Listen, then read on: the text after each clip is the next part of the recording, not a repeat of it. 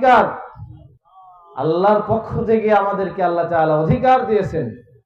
আল্লাহ তাআলা বলেন, ইন্নাল্লাযীনা ইয়াকতুমুনা মা আনজালনা মিনাল বাইয়িনাতি ওয়াল হুদা মিন বা'দি মা বায়্যানাহু লিন-নাসি ফিল কিতাব উলাইকা ইয়ালআনুহুমুল্লাহ ওয়া ইয়ালআনুহুমুল লাঈনুন।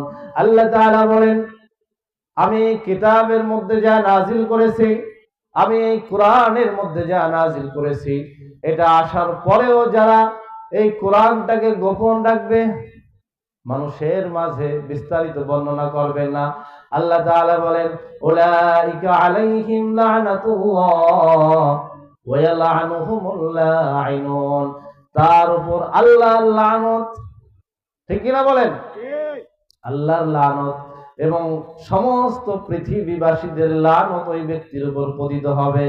এখন আল্লাহর লানত যেখানে হবে, সেখানে তোমার মতো নেতা নেত্রীর হিসাব আমাদের করার প্রয়োজন নাই। ঠিক কিনা বলেন?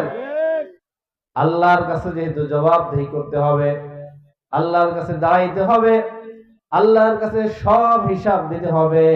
কেমন হিসাব দিতে হবে? আল্লাহ তাআলা বলেন, ফামান ইয়ামাল مثقال ذرة خيرا يرى ومن يعمل مثقال ذرة شرا يرى। যারা পরিমাণে ভালো কাজ করলেও সেটাও আল্লাহর কাছে দিতে হবে, হিসাব দিতে হবে, আল্লাহ দেখাবেন। আবার যারা পরিমাণে খারাপ কাজ করলেও সেটাও আল্লাহর কাছে আসবে। ঠিক কিনা বলেন? এজন্য সত্যের কথা, হক কথা আমাদের বলতেই হবে। চাই দুনিয়া আর একদিকে চলে যাক, আমি একদিকে থাকি। ঠিক কিনা বলেন? সত্য কথা যার বিরুদ্ধে যাবে সেটা পরোয়া করা দেখার আমার কোনো প্রয়োজন নাই। হক কথা আল্লাহর পক্ষ থেকে আসে। আল্লাহ তাআলা বলেন, আল হাক্কু মির রাব্বিকা ফালা তাকুনান্না মিনাল মুমতারিন। হক আসে তোমার রবের পক্ষ থেকে। কার পক্ষ থেকে? নাকি আমেরিকার পক্ষ থেকে? ডোনাল্ড ট্রাম্পের পক্ষ থেকে? তারা কি বলে? আমরা সারা পৃথিবীব্যাপী ন্যায় বিচার প্রতিষ্ঠা করব। ঠিক কি না বলেন? বলে না যে সারা পৃথিবীতে আমরা ন্যায়ের শাসন প্রতিষ্ঠা করার জন্য কাজ করতেছি। ন্যায়ের প্রতিষ্ঠা করার জন্য যে কাজ করতেছে, সেই কাজ করতে গিয়ে আফগানিস্তানে লক্ষ লক্ষ মুসলমানদেরকে হত্যা করলো, শহীদ করে দিল। সিরিয়ার মধ্যে লক্ষ লক্ষ মুসলমানদের শহীদ করলো। তারপরে আপনার অন্যান্য যে ইসলামী দেশগুলো আছে, সেই দেশগুলোর মধ্যে ইরাকে, লিবিয়ায়, তারপরে ফিলিস্তিনের মধ্যে অসংখ্য অগণিত মুসলমানদেরকে পাখির মতো গুলি করে মারলো। এটা কোন ধরনের মানবতা? ঠিক কিনা বলেন? এটা কোনো মানবতা হতে পারে না। এটা নিঃসন্দেহে বিশ্ব সন্ত্রাসী কার্যক্রম। ঠিক কিনা বলেন? নিরীহ মুসলমানদেরকে এইভাবে হত্যাযজ্ঞ চালায়, এতগুলো এখনো পর্যন্ত মারতেছে। কিন্তু বিশ্ব মিডিয়া এখানে নিশ্চুপ হয়ে ভিজা বিলাইয়ের মধ্যে বসে আছে। ঠিক কিনা বলেন? অথচ একটা ইহুদির কুকুর যদি মারা যায়, সেখানে দর্জন খানিক সাংবাদিক এসে ছবি তোলে যে ইহুদির একটা কুকুর মারা গেছে। ঠিক কিনা বলেন? কারণ কি? আজকে মুসলমানদের কচুকাটা করতেছে, কেউ কোনো কথা বলে না। আর ইহুদি একজন মানুষ তো দূরের কথা, কুকুর মারা গেলেও তার জন্য সংবাদ প্রচার করে। একমাত্র কারণ হলো মুসলমানদের মধ্যে দুইটা জিনিসের অভাব। একটা হলো লাকাদ জাআকুম রাসূলুম মিন আনফুসিকুম আজিজুন আলাইহি মা আনিতুম হারিসুন আলাইকুম বিল মুমিনিনা রাউফুর রহিম। আল্লাহ তাআলা একটু জিকির করে নেই, লা ইলাহা ইল্লাল্লাহ, লা ইলাহা ইল্লাল্লাহ।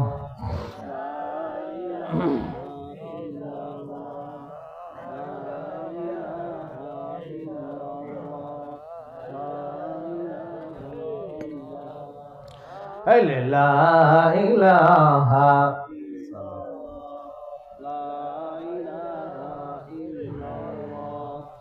লা ইলাহা ইল্লাল্লাহ, জোরে জিকির, লা ইলাহা ইল্লাল্লাহ, লা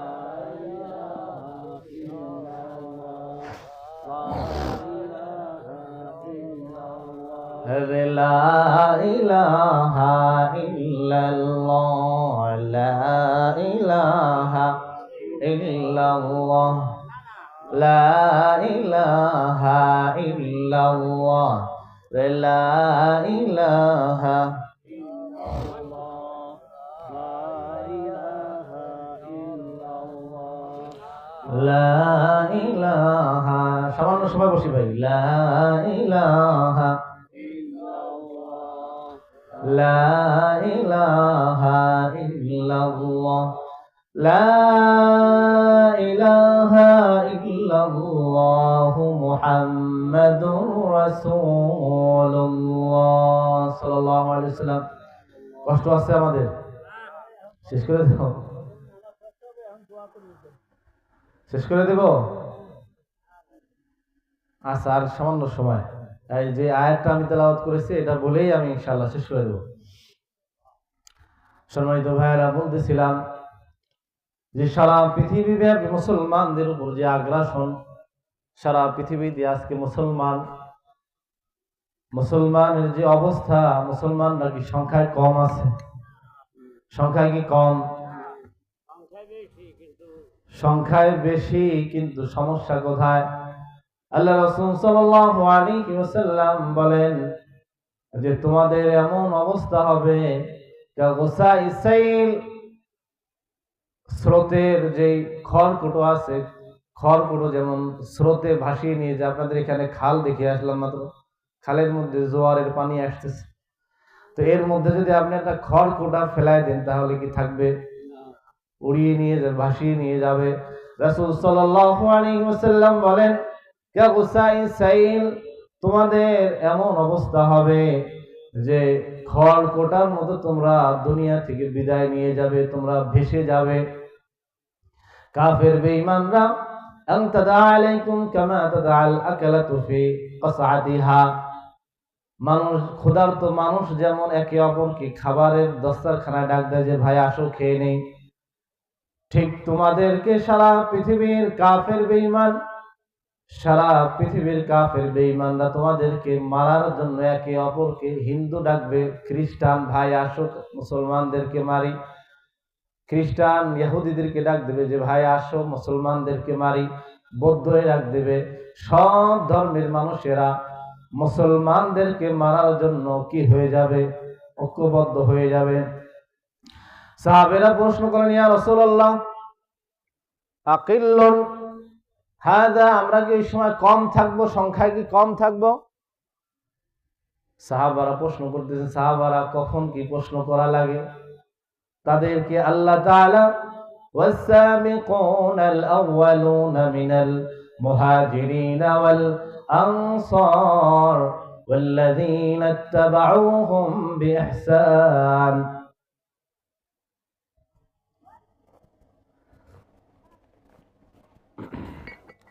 আল্লাহ তাআলা ফেরেশতাদের, তার সাহাবাদের মধ্যে আল্লাহ তাআলা আল্লাহ রাসূলের সাহাবীদের মধ্যে এমন ব্রেন দান করেছিলেন, আল্লাহ রাসূল কোনো কথা বলার সাথে সাথে পাল্টা প্রশ্ন করতেন। এর আরো কি শাখা প্রশাখা মাসলা হইতে পারে, সাথে সাথে জিজ্ঞাসা করতেন, ঠিক না বলেন? তাদের কি আল্লাহ তাআলা এমন ভাবে নির্বাচন করেছিলেন যে যে কোনো বিষয়ে এর কি আর কোনো শাখা প্রশাখা হইতে পারে কিনা, এর আরো বেশি মাসালা বের করা যায় কিনা। এই জন্য আল্লাহ রাসূল যখন একটা কথা বলতেন সাথে সাথেই প্রশ্ন করতেন। কিন্তু আমার আপনার ব্রেন কি সেরকম? আমরা যা শুনি বাস, তার বেশি আর কিছু বলতে পারি না। এই জন্য সাহাবায়ে কেরাম বলতেছেন, ইয়া রাসূলুল্লাহ আমরা কি কম থাকবো? আল্লাহ রাসূল বললেন যে না, বাল আকসার, তোমরা অনেক বেশি সংখ্যক থাকবে, কিন্তু তোমাদের মধ্যে দুইটা জিনিস কাজ করবে, হুব্বুদ দুনিয়া ওয়া কারাহিয়াতুল মাউত। রাসূল সাল্লাল্লাহু আলাইহি ওয়াসাল্লাম বলেন তোমাদের মধ্যে যখন দুইটা জিনিস কাজ করবে তখন তোমরা দুনিয়ার বুকে টিকে থাকতে পারবে না। তখন তোমাদেরকে কাফের বেঈমানরা কুড়ে কুড়ে খাবে, তোমাদেরকে ধ্বংস করে দেবে। একটা হলো দুনিয়ার লোভ, টাকা পয়সার লোভ, বাড়ি গাড়ির লোভ। শুধু কত বেশি সব শ্রেণীর মানুষ, কাকে বাদ দিবেন?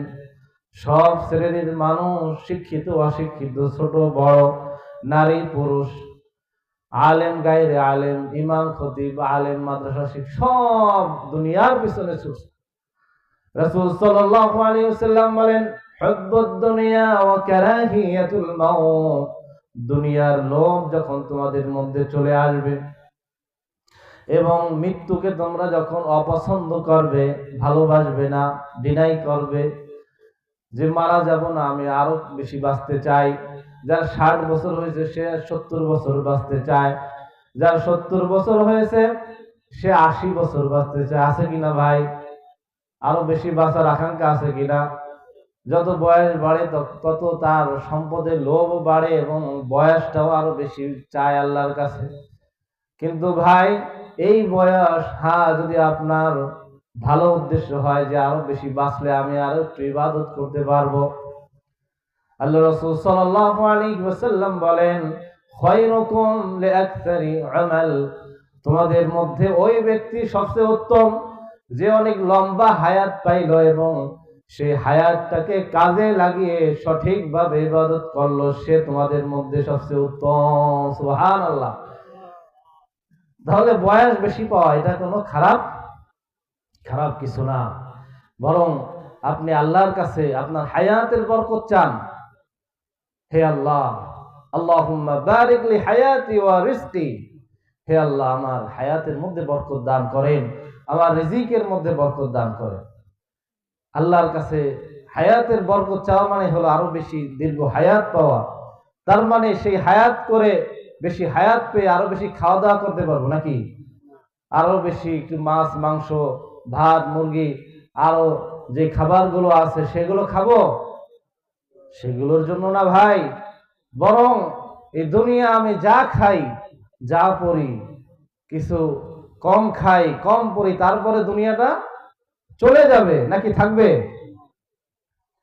যেই বেটা আপনার রিক্সা চালায় খায়, সেই বেটাটা দুনিয়ার জীবন চলে যায়। আবার যে অট্টালিকার মধ্যে থাকে, স্বর্ণের প্লেটে খাবার খায়, তারও দুনিয়া যায় কিনা? তারও দুনিয়ার সময় চলে যায়। কিন্তু যে এই সময়টা আমাদের আল্লাহ তাআলা যে সংক্ষিপ্ত সময় দিয়েছেন, সেই সময়টা কি আল্লাহ তাআলা পরীক্ষা করবেন। খালাকাল মাউতা ওয়াল হায়াতা লিয়াবলুয়াকুম আইয়ুকুম আহসানু আমালা। আল্লাহ তাআলা বলেন, আমি এই মৃত্যু এবং হায়াতকে সৃষ্টি করেছি, এই হায়াত এবং মৃত্যুকে সৃষ্টি করেছি আইয়ুকুম আহসানু আমালা, তোমাদের মধ্যে কে ভালো আমল করতে পারে, উত্তম আমল করতে পারে, নাকি আকসারু আমালা, কে বেশি আমল করতে পারে। এই কথা আল্লাহ বলছেন নাকি? এই কথা আল্লাহ বলেন না। বেশি আমল না, বরং আপনার আমল কোয়ান্টিটি কত এটা না, কোয়ালিটি কেমন। কথা বুঝেন নাই? কোয়ালিটি বোঝেন? সুন্দর আমল। একটা জিনিস, আপনি একটা জুতা স্যান্ডেল কিনে আনলেন, এটার কোয়ালিটি একটা, আর একটা হলো কোয়ান্টিটি। অনেক সংখ্যক জুতা আনলেন কিন্তু কোনোটাই ভালো না, মানসম্মত না। কিন্তু আপনি একটা জুতা আনলেন কিন্তু সেটা কি পছন্দসই, সেটাই আপনার কাছে পছন্দ হবে। একটু জিকির করে নেই, লা ইলাহা ইল্লাল্লাহ, লা ইলাহা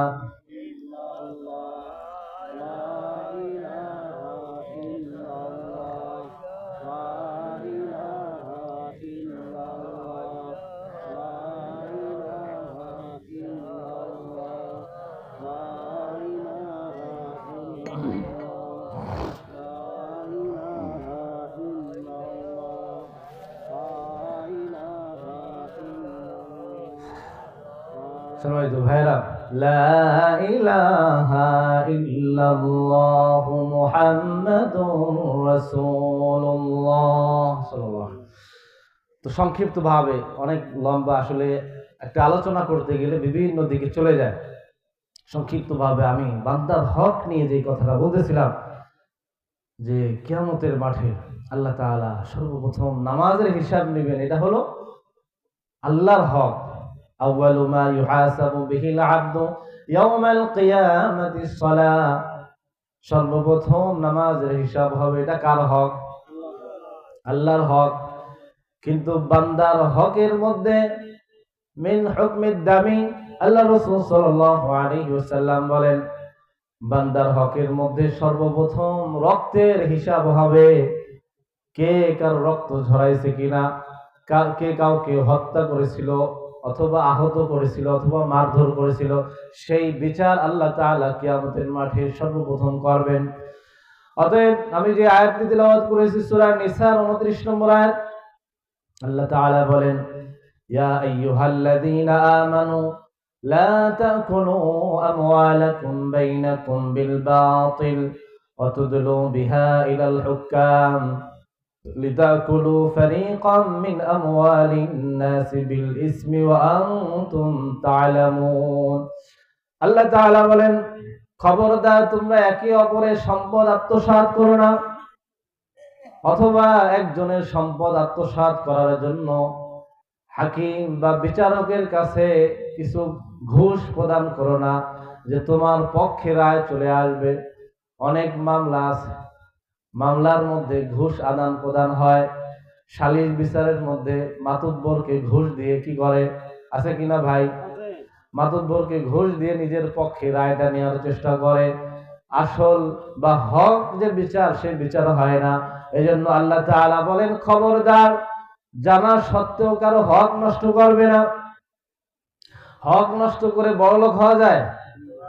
মানুষের টাকা আত্মসাৎ করে এইভাবে বড়লোক হওয়া যায় না। আল্লাহ তাআলা কোরআনের সূরা ফজরের মধ্যে বলেন, ফাআম্মাল ইনসানু ইযা মাবতালাহু ফাআকরামাহু ওয়া না'আমা ফায়াকুলু রাব্বি আকরামান।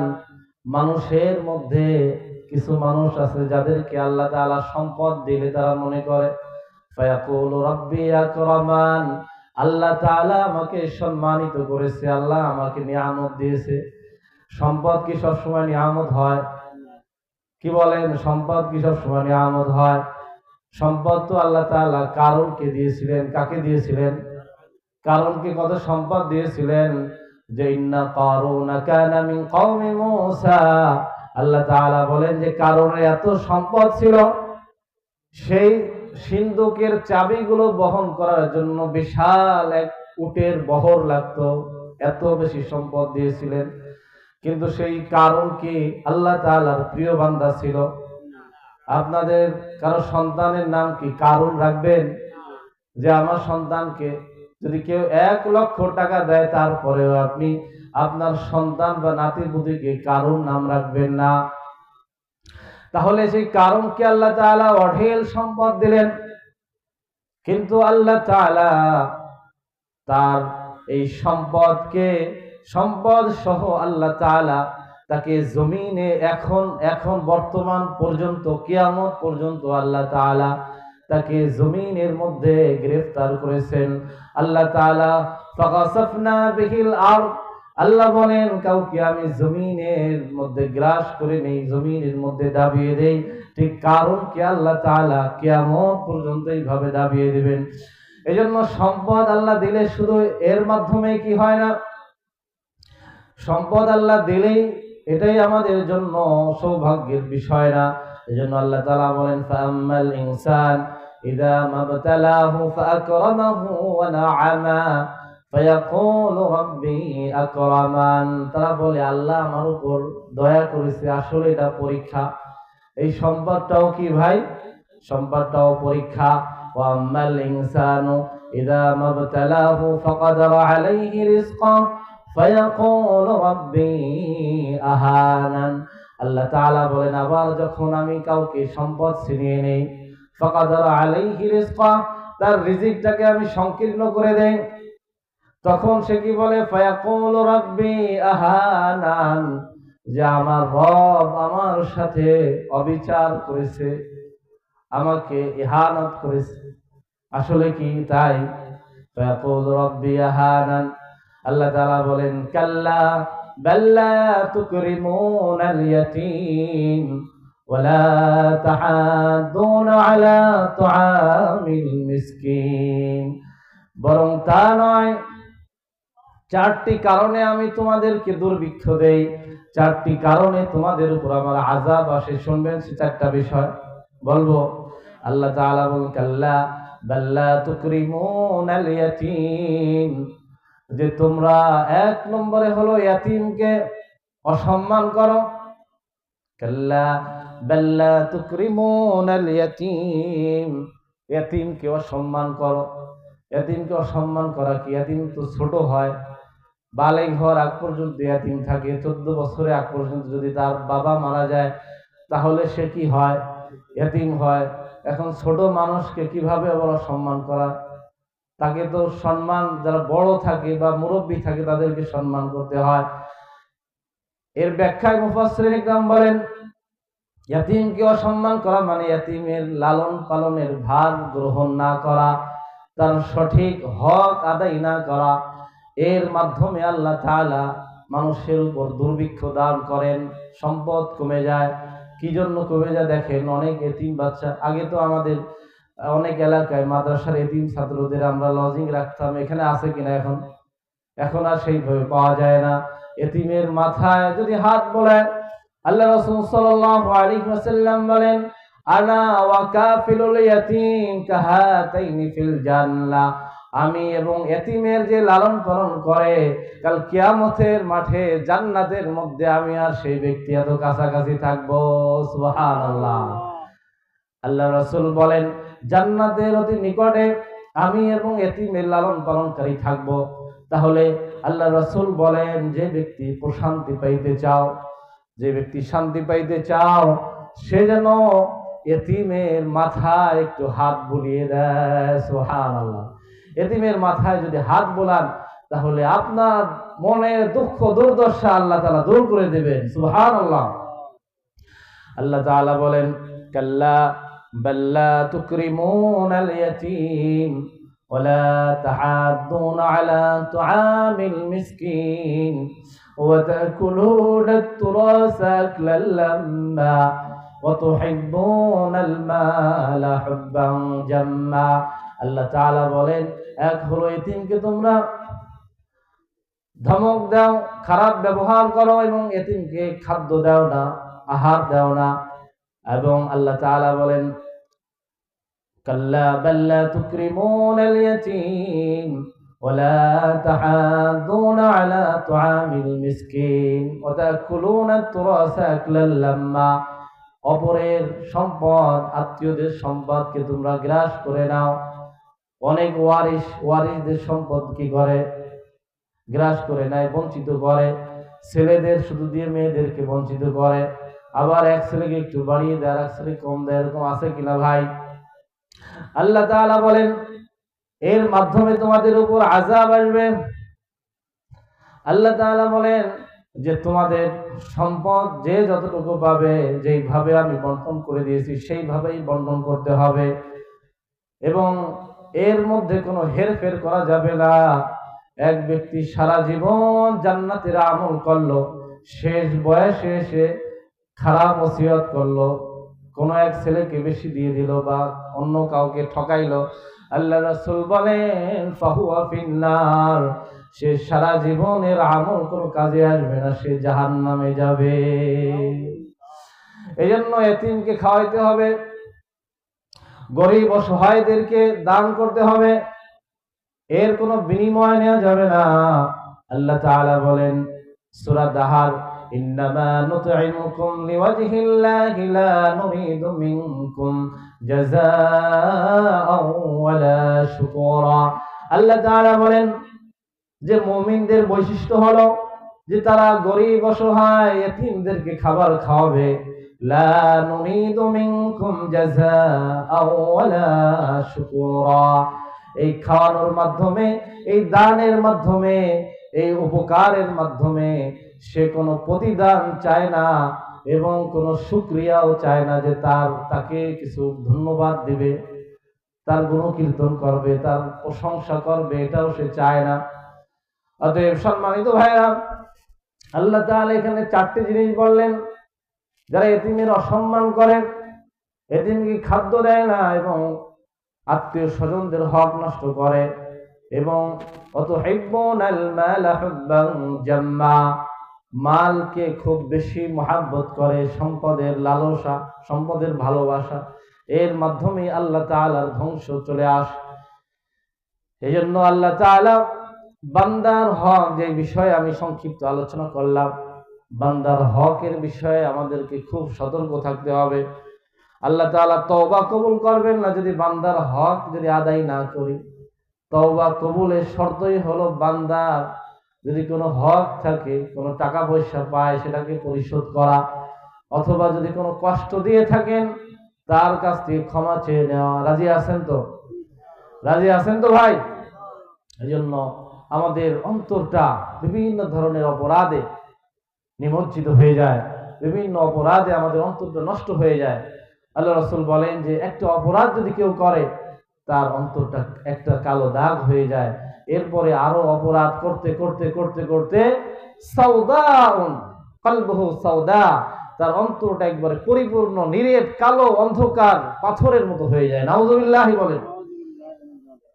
আল্লাহ রাসূল সাল্লাল্লাহু আলাইহি ওয়াসাল্লাম বলেন সুম্মা তাওবাল্লাহ, এরপরে যদি খালেস দিলে তওবা করে, আল্লাহ তাআলা তার গুনাহ খাতাগুলোকে maaf করে দেন। এমনকি ইবাদদিল্লাহু সাইয়্যাতিহিম হাসানাত, আল্লাহ তাআলা তার পাপগুলোকে সওয়াবে পরিণত করে দেয়। এজন্য আজকের এই মাহফিলে আমরা সকলে তওবা করব। রাজি আছেন? সকলে খালেস দিলে তওবা করতে করব তো ভাই। আল্লাহর কাছে কায় মনোভাবকে ডাক দিব কিনা বলেন? সবাই আল্লাহর কাছে এই রহমতের মাহফিলে, এই সাকিনার মাহফিলে আমরা সকলে আল্লাহর কাছে কান্নাকারি করব।